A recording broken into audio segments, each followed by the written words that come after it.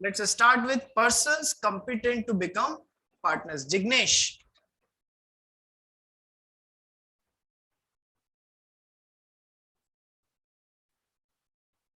कहाँ चला गया जिग्नेश? गायब हो गया जिग्नेश करवा।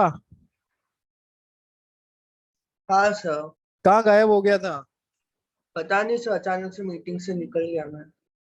ठीक है, तो Jignesh please start reading the persons who are competent to become partners. कौन पार्टनरशिप फॉर्म में पार्टनर बन सकता है? Number 1 please read Jignesh. Every person competent to enter into a valid contract can enter into partnership for carrying on a business. Every person who is competent to enter into a valid contract can enter into partnership for carrying on a business. हर वो person जो competent है एक contract बनाने के लिए, he can enter into partnership for carrying on a business. ठीक है, जैसे कि person who is of sound mind plus who is a major aged person who is of sound mind plus who is a major aged person।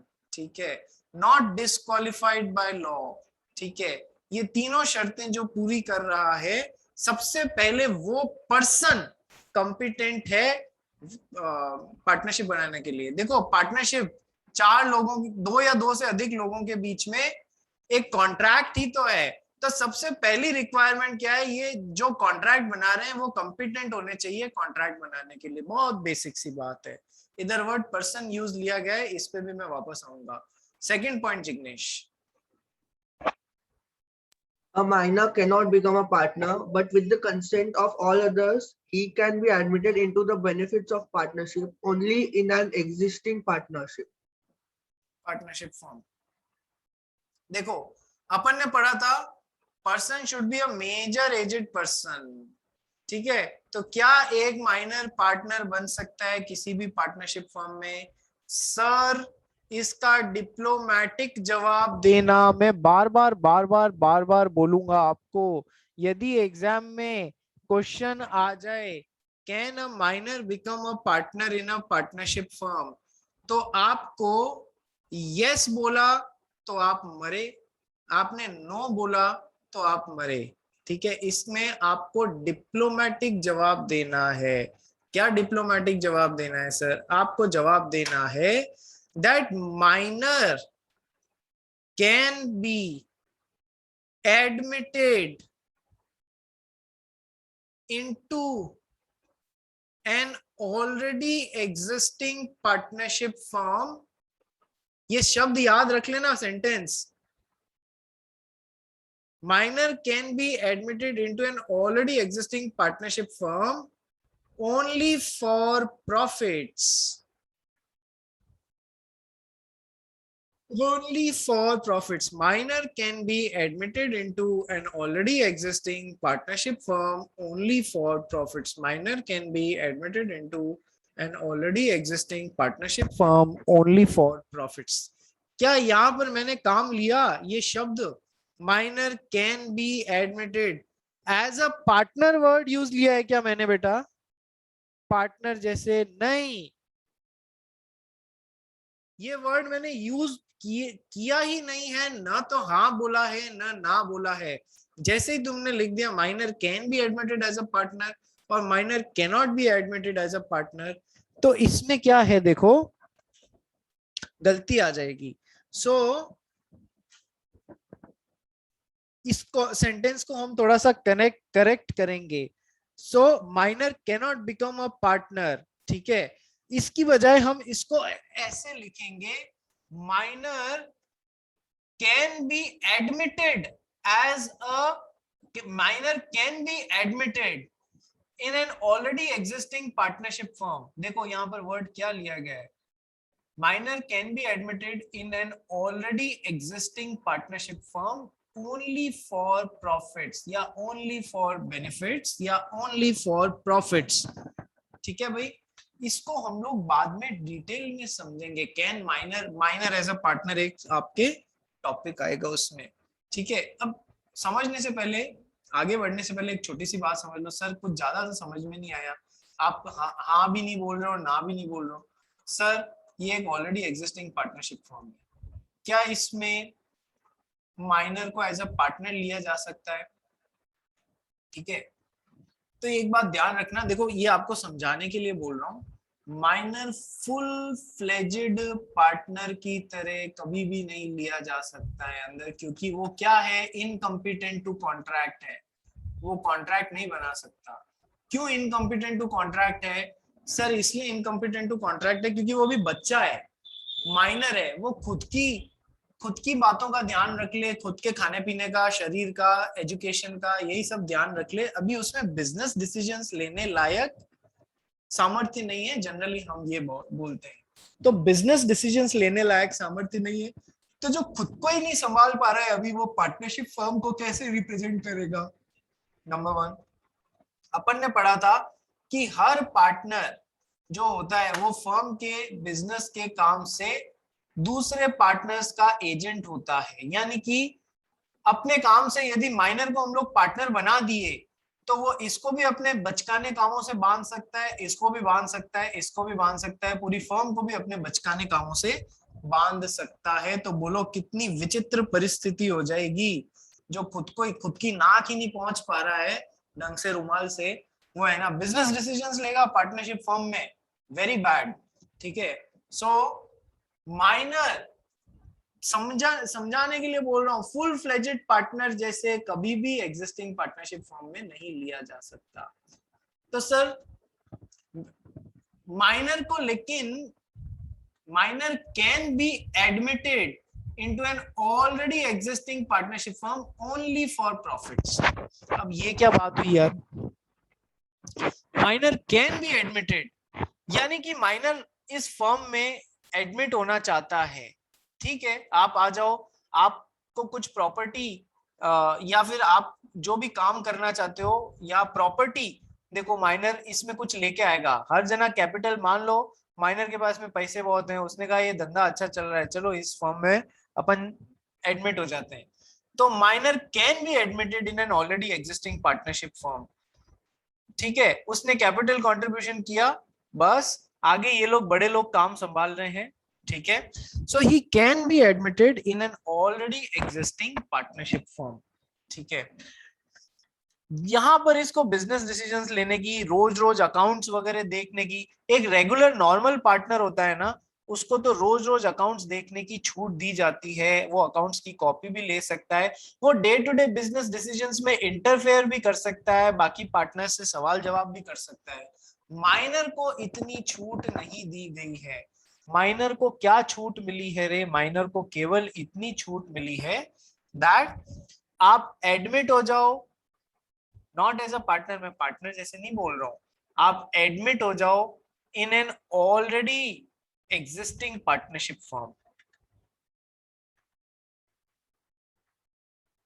ठीक है, only for profits. अब ये दूसरी line क्यों आ रही है कि sir already existing partnership firm में ही आपको ऐड किया जा सकता है? ये एक पार्टनरशिप फर्म पहले से बनी हुई है, उसमें बाद में माइनर को एडमिट किया जा सकता है, बट यदि कोई नई पार्टनरशिप बन रही है उसमें माइनर आके नहीं जुड़ सकता है। ऐसा क्यों रे? थोड़ा सा दिमाग लगाओ और बताओ मेरे को कि एक ऑलरेडी एग्जिस्टिंग पार्टनरशिप फर्म में तो minor can be admitted as a partner, but new partnership firm cannot be created by admitting minor as a partner. सोचो इसका क्या रीजन हो सकता है? मोहित अग्रवाल।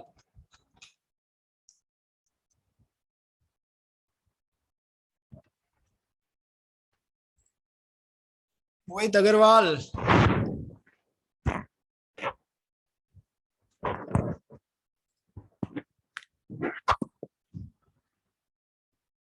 मोहित अग्रवाल, आवाज आ रही है हेलो मेरी? हेलो हाँ जी, हेलो।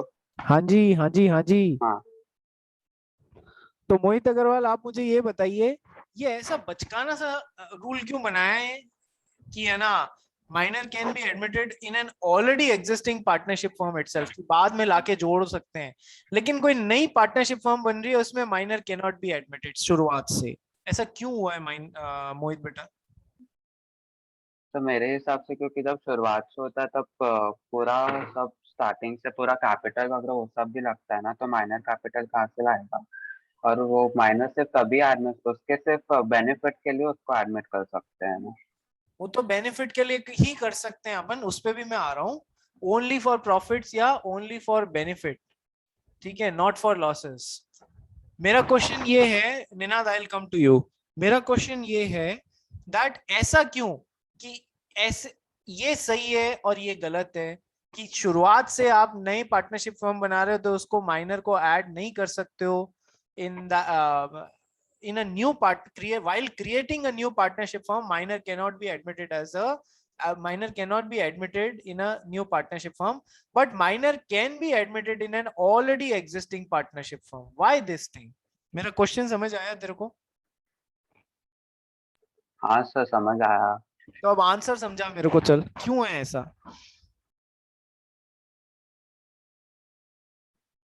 सर पता नहीं सर, क्योंकि एग्जिस्टिंग पार्टनरशिप ऑलरेडी चल रही है, मतलब उसमें कुछ दिक्कत नहीं। अभी जो न्यू बनी है उसमें पता नहीं ना कि वो आगे चल पाएगी कि शट डाउन हो जाएगी। फट्टे बहुत अच्छे मार लेता है तू, जबरदस्ती में आंसर करने की कोशिश कर रहा है। हाँ पता नहीं सर, साफ बोल दे, बात खत्म हुई। पता कर, पता मैं बताऊंगा। निनाद बोलो, क्या प्रॉब्लम हुई या क्या बताना चाह रहे हो? Sir, in the start, when the starting, a decision making would be shared, and the minor would not be competent to make the decision. अच्छा, तो इधर in the start minor is not competent to make decision, but जब हम already existing partnership firm में minor को ही घुसा रहे हैं, इधर भी माइनर को घुसा रहे थे, इधर भी माइनर को घुसा रहे हैं, तो वो कॉम्पिटेंट हो जाएगा इन an already existing partnership firm decisions No, लेने sir. के लिए। पर वो वाली ऑलरेडी चल रही है, वो ऑलरेडी स्टार्ट हो चुकी है, हाँ तो इसीलिए वो ऑलरेडी स्टार्ट हो चुकी है और ये अभी तक स्टार्ट नहीं हुई, स्टार्ट होने वाली है इसीलिए। नहीं, ये रीजन नहीं है भाई। कौन बताना चाहेगा? कृष्णा। सर मेरे को लगता है कि जब मतलब पार्टनरशिप बनाते हैं तो उसके लिए एक अग्रीमेंट बनना चाहिए, तो अगर माइनर वो अग्रीमेंट बनाएगा तो वो वॉइड एब इनिशियो हो जाएगा। अच्छा, ओम। वही बोल रहा था sir. Exactly, you both are right. Big hand for Om and Krishna. They are absolutely right. अपन ने कॉन्ट्रैक्ट एक्ट में पढ़ा था minors are incompetent to make a contract, ठीक है? तो माइनर जो हैं वो शुरुआत से कोई एग्रीमेंट या कॉन्ट्रैक्ट को बनाते हैं, तो माइनर के द्वारा बनाए गए एग्रीमेंट्स कैसे होते हैं बेटा? शुरुआत से गलत होते हैं, they are void agreements. Rather मैं तो ये तक बताया आपको, they are void ab initio, agreements made with minors are void ab initio, initio means शुरुआत से। तो ये एग्रीमेंट पार्टनरशिप, तो एग्रीमेंट माइनर को शुरुआत से घुसा लिया तो ये शुरुआत से ही गलत एग्रीमेंट हो जाएगा और कभी इसे लॉ में एनफोर्स ही नहीं करा पाओगे। कारण समझ में आया क्यों ऐसा नहीं अलाउ किया गया है और क्यों उसे बाद में घुसना अलाउ किया गया है? बोलो, समझ आया कारण? Yes sir. पहली बात। दूसरी बात, कोई कुछ और बोलना चाह रहा था अपना, मतलब कोई किसी को कुछ और बोलना है? नहीं, ठीक है। So agreements made with minors are void ab initio, इसलिए ऐसा मना किया है शुरुआत से घुसाने का। एक बार बन जाए फिर बाद में एडमिट कर लो, ऐसा चलेगा। तो ये कौन से केस लॉ में आता है? लैंडमार्क केस में, that agreements made with minors are void ab initio, शुरुआत से ही गलत होते हैं। ये कौन से लैंडमार्क जजमेंट में आया है भाई? जल्दी से बताइए।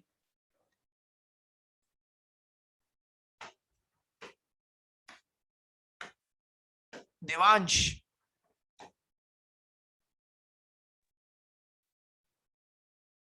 कौन से जजमेंट में आया है बेटा? एक मिनट सर, याद करने में। 1 मिनट याद करने दो। ओम। सर आप रिपीट कर सकते हो? मेरा क्वेश्चन ये है, ये that agreement made with minors are void ab initio, शुरुआत से ही गलत होते हैं, शुरुआत से ही वॉइड एग्रीमेंट्स होते हैं। ये कौन से जजमेंट या केस लॉ से आया है?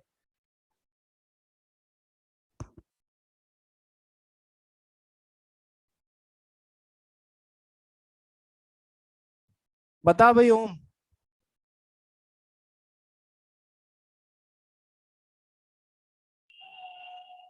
सॉरी। अरे इतना टाइम नहीं लगना चाहिए रे, दिमाग में खट करके आना चाहिए, एकदम खट करके।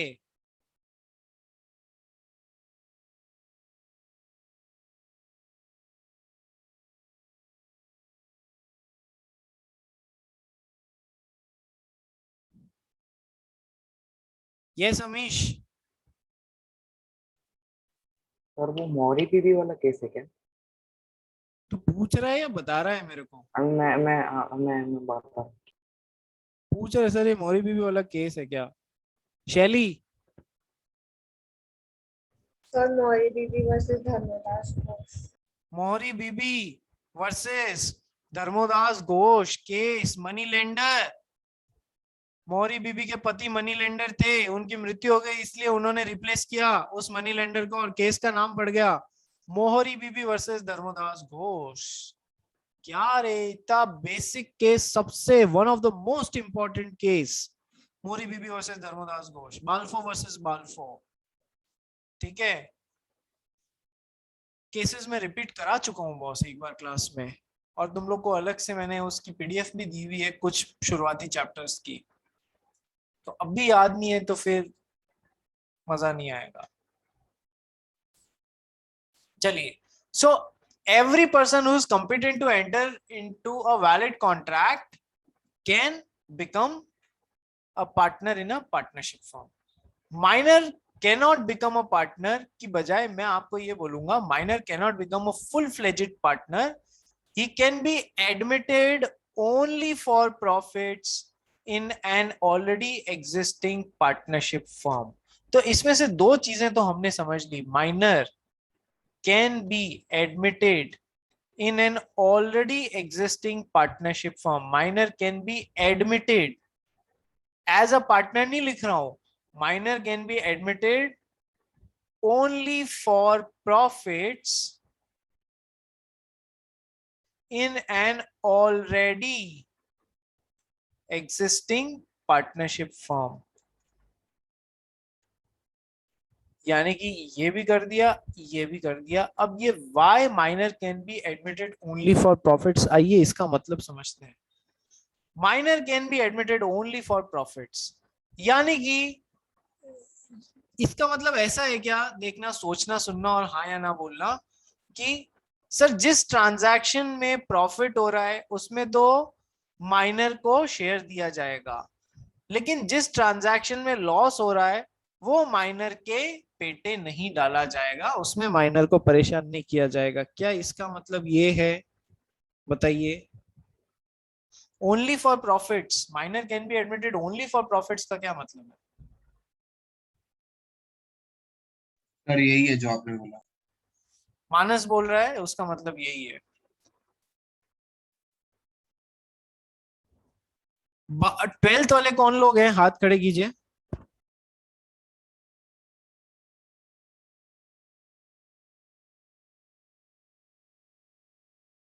एक और जना था ना, हाँ Palak Rathi. Palak Rathi, you are in 12th?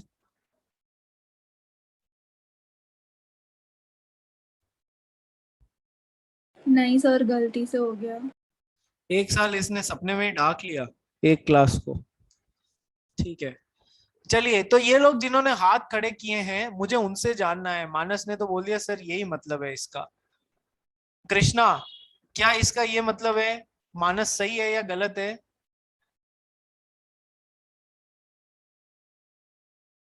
Sir मुझे ये नहीं लगता। सर ये ध्यान नहीं, क्यों, पार्टनरशिप पढ़ रहे हो ना तुम लोग? नहीं सर, मतलब ये मेरे को आंसर नहीं लगता कि सिर्फ प्रॉफिट्स उतना ही। भाई यहाँ लिखा है minor can be admitted only for profits and not for losses. ठीक है, सिया तेरे हिसाब से क्या होना चाहिए? सर ये नहीं होना चाहिए। ये नहीं होना चाहिए तो क्या होना चाहिए इस लाइन का मतलब, आप बता दो। सर ईयर एंड में अगर प्रॉफिट होता है तो माइनर को शेयर मिलेगा, और अगर लॉस होता है तो माइनर बोर्ड नहीं करेगा लॉस। तो मतलब वही हो गया।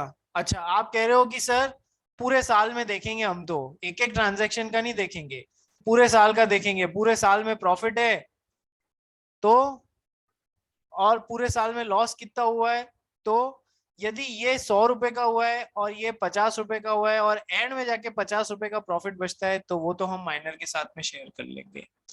ये बोलना चाह रही है या कुछ और बोलना चाह रही है? हाँ सर ये। अच्छा, और यदि पूरे साल के अंत में लॉस बचता है, यानी कि मान लो उल्टा कर दें, 100 रुपए का लॉस हुआ और 50 रुपए का प्रॉफिट हुआ और साल के अंत में 50 रुपए का लॉस हो रहा है, तो वो हम माइनर के साथ शेयर नहीं करेंगे, यही मतलब हो गया तेरा? हाँ सर। ठीक है Jignesh, Yes, sir. I agree ये with वाली Sia. चीज सही है, ये वाली चीज सही है, या तेरे हिसाब से कोई और मतलब है, minor can be admitted only for profits? Sir जो सिया ने बोला उसके साथ एग्री करता हूँ। जो सिया ने बोला उसके साथ मैं एग्री करता हूँ।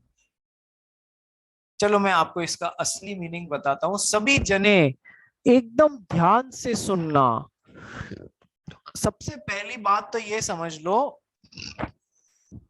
अपन ने कॉन्ट्रैक्ट एक्ट में भी एक बेसिक सी बात पढ़ी थी, that law acts as the guardian of the minor. ये पढ़ा था अपन ने, law acts as the guardian of the minor. Guardian क्या करता है, अपने बच्चे को प्रोटेक्ट करने की कोशिश करता है या नहीं करता है, बताइए हाँ सर। ना। तो law acts as the guardian of the minor, पहली बात तो ये समझ लीजिए। तो लॉ हमेशा कोशिश करेगा माइनर को प्रोटेक्ट करने का। सेकेंड बात, minor can be admitted in an already existing partnership firm only for profits का ध्यान से समझना मतलब क्या है। देखो पहला साल चल रहा है माइनर को, मतलब माइनर एडमिट, पहला साल चला अभी तक माइनर सीन में नहीं था, दूसरे साल में माइनर अंदर घुसा 1 लाख रुपए की कैपिटल लेके, तीसरे साल वो माइनर जो है, पार्टनरशिप फर्म ने बहुत अच्छा प्रॉफिट बनाया, तो 1 लाख रुपए की कैपिटल तो इसकी पड़ी हुई है, प्लस 10,000 रुपए का प्रॉफिट एक्यूमुलेट हो गया इसके बिहाफ पे, माइनर को मिलने वाला था, वो पार्टनरशिप फर्म में एक्यूमुलेट हो गया। चौथा साल फिर कुछ प्रॉफिट हुआ, तो टोटल प्रॉफिट 20,000 रुपए का हो गया, और 1 लाख रुपए की कैपिटल तो इसके पास में पड़ी हुई ही है, जो इसने धंधे में इन्वेस्ट किया था 1 लाख रुपया। पांचवें साल क्या हुआ भाई, लॉस हो गया। कितना लॉस हो गया, मान लो 10 लाख रुपए का लॉस हो गया, ठीक है। तो अब 10 लाख रुपए का लॉस हो गया, उस पार्टनरशिप फर्म में तीन तो फुल फ्लेजेड पार्टनर थे और एक minor was admitted as a partner only for profits, minor को ओनली फॉर प्रॉफिट्स ही किया जा सकता है। तो अब देखो माइनर के हिस्से में मैक्सिमम लॉस कितना आ सकता है, कि सर जितना उसका इस पार्टनरशिप फर्म में इन्वेस्टमेंट और जो उसका हिस्सा बोलता है ना 20,000 रुपए का प्रॉफिट, और जितनी उसके हिस्से की प्रॉपर्टी बोलती है, मैक्सिमम लॉस हम उतना दे सकते हैं, यानी कि 1,20,000 जितना, उससे ज्यादा लॉस नहीं दे सकते। तो देखो अल्टीमेटली माइनर कभी भी अपने जीवन काल में, जब तक वो माइनर है, इस पार्टनरशिप फर्म में एडमिट किया गया एज अ माइनर, और जब तक वो माइनर है, वो कभी भी लॉसेस में नहीं जा सकता, यानी कि वो कभी भी नेगेटिव में नहीं जा सकता, क्योंकि माइनर को अल्टीमेटली मैक्सिमम कितना ज्यादा नुकसान सहन करना पड़ेगा, ओनली जितना उसका इस पार्टनरशिप फर्म में, जितने रुपए का उसका एसेट है या जितने रुपए का उसका प्रॉफिट बना हुआ पड़ा है, उतने रुपए का ही उसको लॉस बियर विद करना पड़ेगा, वो कभी भी नेगेटिव में नहीं जा सकता है। इसलिए हम बोल रहे हैं minor can be admitted only for profits but not for losses. उसको इससे ज्यादा दुख हम देंगे नहीं। अब मान लो चारों का इक्वल हिस्सा था, तो 10 लाख रुपए का लॉस हो गया, तो चारों को कितना भुगतना है रे? 2.5 लाख रुपए का भुगतना है, फॉर एग्जाम्पल। ये जस्ट मैं एक छोटी सी आपको समझा इसके लिए कैलकुलेशन बता रहा हूँ। तो अब 2.5 लाख भुगतना है भाई, ये तो माइनर है, he is admitted only for profits not for losses. तो इसका ये मतलब नहीं है कि पूरे साल का निकालेंगे, ये आज तक जो भी उसके हिस्से का प्रॉफिट या लॉस जो भी आ रहा है, वो उसकी पार्टनरशिप फर्म में जो भी हिस्सेदारी है, चाहे प्रॉफिट में चाहे एसेट्स में, उससे ज्यादा उसको दुख नहीं देना है, because law acts as the guardian of the minor. वो माइनर को प्रोटेक्ट करके रखेगा छोटे बच्चे की तरह, और वो इंश्योर करेगा कि वो कभी भी नेट नेगेटिव में नहीं चला जाए। बस इसी का मतलब है only for profits, minor can be admitted only for profits but not for losses. इसका मतलब ये नहीं कि लॉस में हिस्सा नहीं लगेगा भाई, बिल्कुल लगेगा, लेकिन एक लिमिट तय कर दी, तेरा जितना हिस्सा है उससे ज्यादा तेरे को लॉस में हम